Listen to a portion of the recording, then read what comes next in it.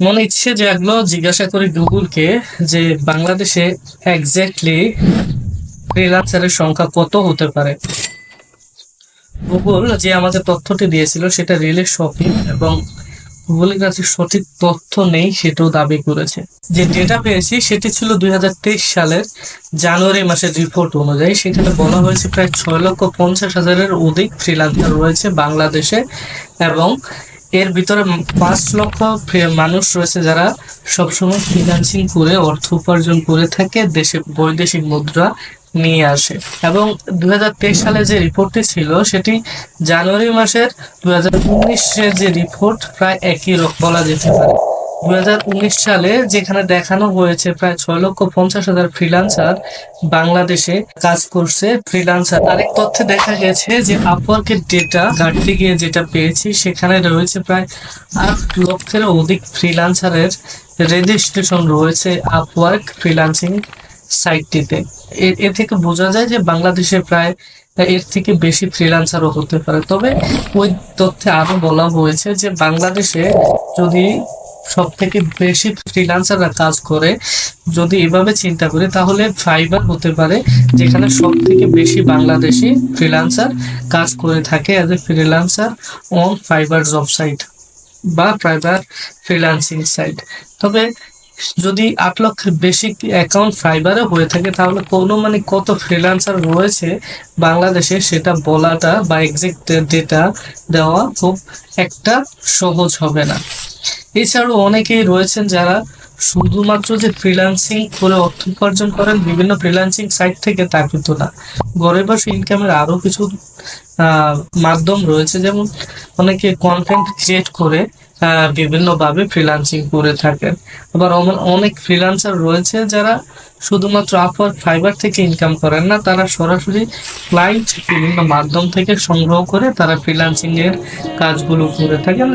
Example হিসাবে যদি আমি বলি তাহলে লিঙ্কডইন একটা মাধ্যম হতে পারে যেখানে বিভিন্ন ফ্রিল্যান্সাররা ডাইরেক্টলি ক্লায়েন্টকে বিভিন্নভাবে মেসেজ দিয়ে তাদের যে সার্ভিসগুলো রয়েছে সেটি দেখিয়ে বা পোর্টফোলিও দেখিয়ে ডাইরেক্টলি জব অনেকেই রয়েছেন যারা ঘরে বসে রিমোট জব করে থাকেন। হয়তো তাদের কারো আপওয়ার্কে অ্যাকাউন্ট আছে ফাইবারে নেই, বা ফাইবারে অ্যাকাউন্ট আছে আপওয়ার্কে নেই।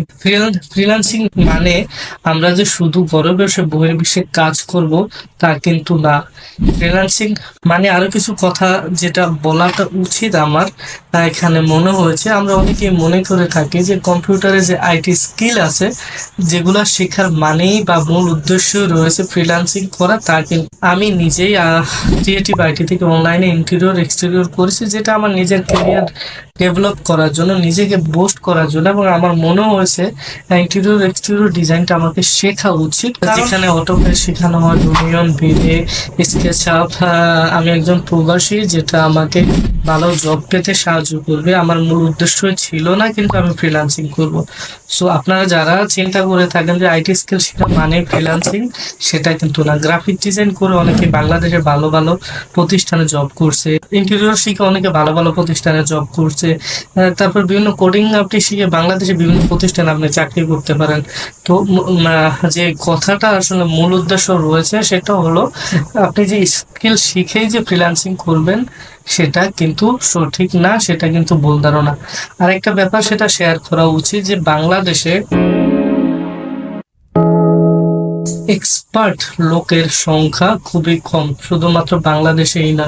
আমি আপনাকে একটা এক্সাম্পল হিসাবে আমি বলতে পারি, আপনি যদি একজন ভালো কিছু খুঁজতে চান, যেমন আপনার এলাকায় একটি ফুটবলের খেলা হচ্ছে যেখানে আপনি ম্যাচ জিততে হলে একজন ভালো ফুটবলার লাগবে, তার জন্য আপনি কিন্তু ঢাকা থেকে বা বিভিন্ন দূর দূরান্ত জেলা থেকে আপনার ভালো একজন স্ট্রাইকার বা গোলকিপার আপনি হায়ার করে থাকেন। কিন্তু আপনার এলাকায় লক্ষ লক্ষ মানুষ রয়েছে, সেখানে আপনি ফ্রিল্যান্সার হায়ার করছেন কি জন্য? কারণ আপনার যেই ভালোটা দরকার সেটা নেই। তো আপনি যেটাই শিখে থাকুন, আপনি গ্রাফিক্স শিখুন আর ইন্টেরিয়র শিখুন আর আপনি চুল কাটা শিখেন বা যে কোনো স্কিল শিখেন, সেই স্কিলটা আপনি যদি 100% ভালোভাবে শিখতে পারেন, 100% তো কখনোই সম্ভব না, বাট অনেক বেশি ভালোভাবে শিখতে পারেন, তাহলে অবশ্যই আপনার সেই স্কিলের দাম রয়েছে।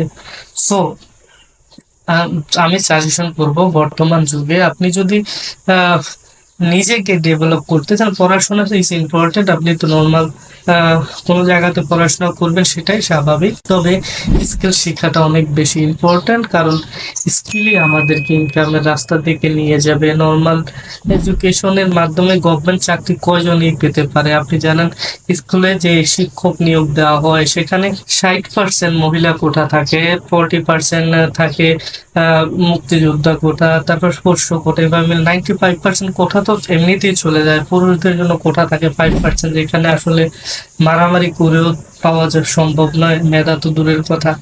তো আমি এই মুহূর্তে আপনাদেরকে সাজেশন করবো, যারা আসলেই নিজেকে ভালো একটা জায়গায় নিয়ে যেতে চান, তাহলে আপনি স্কিল ডেভেলপ করতে পারেন। আর আপনি ভালো স্কিল জানলে আপনার কাজের অভাব হবে না, দেশে হোক। আর ভিডিও এ পর্যন্তই, দেখা হবে হয়তো নতুন কোনো ভিডিওতে।